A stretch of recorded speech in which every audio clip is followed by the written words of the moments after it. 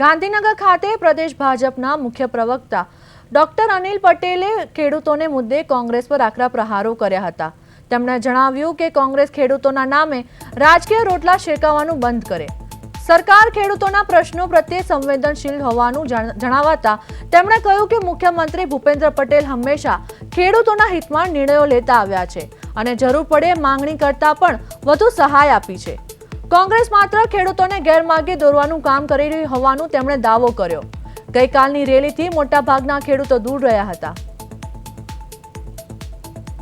જો કોંગ્રેસે ખેડૂતોના નામે ગુજરાતમાં રાજકીય રોટલા શેકવાનું બંધ કરવું જોઈએ અને ગઈકાલે જ આપણે જોયું કે હવે ખેડૂતો પણ એ કોંગ્રેસનો વિરોધ કરે છે।